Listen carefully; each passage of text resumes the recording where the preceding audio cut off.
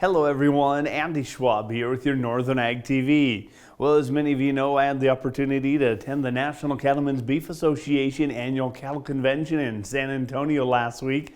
Now, there were over 8,500 producers in attendance to help set the policy priorities and discuss topics that are top of mind for their neck of the woods. One topic hot of mind for the folks of the Public Lands Council was a confirmation for former North Dakota Governor Doug Burgum to now lead the Department of Interior. PLC Executive Director Caitlin Glover told me they're looking forward to working with the energy-focused secretary to have grazing coincide on those public lands. We know how to make it work with grazing allotments and energy production. That's a very comfortable, traditional conversation. But our priorities moving forward are making sure that our permitting system works well. We're able to navigate NEPA not just as federal lands grazing permittees, but as a full multiple use community. And Governor Burgum, Secretary Burgum knows that really well. So we're looking forward to working with him and his team as we see more confirmations coming down the line.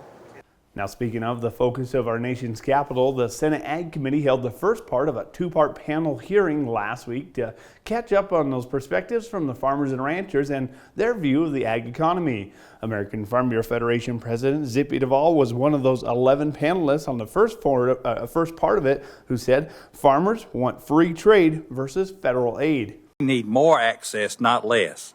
We need more fair trade deals, not less.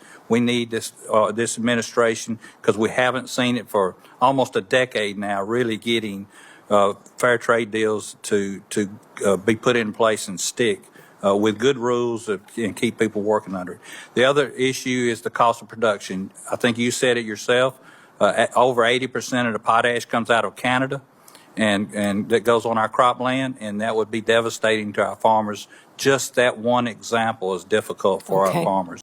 Now, part two of that panel will be taking place this Thursday, and it's going to include American Sheep Industry President Ben Lefeld of Levina, Montana. We need to take a quick break. We're going to look at some of the cattle prices right after this. From the beginning, we've worked closely with farmers. BNSF's ties to the agricultural community go back 175 years. Together, we've innovated to make the U.S. agriculture supply chain one of the most efficient and productive in the world. Our strong relationship powers BNSF still today and helps us move the nation like no one else can. At BNSF, we move the nation for you. Talking with someone that you know is stressed out, those are difficult things to approach, but if you're good friends with those people, reach out and say, I'm here to talk to you. We can find somewhere to get some assistance. It's hard to get involved, but at the same time, you want to just say, hey, there is help available. For more tips in dealing with stress in agriculture or for free counseling for egg producers, visit beyondtheweather.com. Well, cattle futures found a way to gain back some of the losses they felt last week after several news releases, played negatively on the markets. However, traders come back from that weekend with the idea that they're at a 6-year low in the cattle inventory and record high prices continue to be the norm at many sale barns. Of course, with those tight supplies in the nation's beef cow herd likely a year or two out from being on its rebuild phase, many producers are turning their focus towards those short-term bred cows as they wanted to make sure that there's a high probability of getting back what they put into them.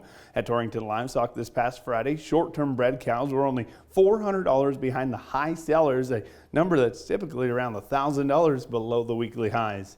Now, on the sheep side of the sales, Sioux Falls Livestock last week saw some good prices with the lighter lambs as they pushed that $3 per pound envelope, and hanging right there with them were the 90-pound lambs that were only about a dime back.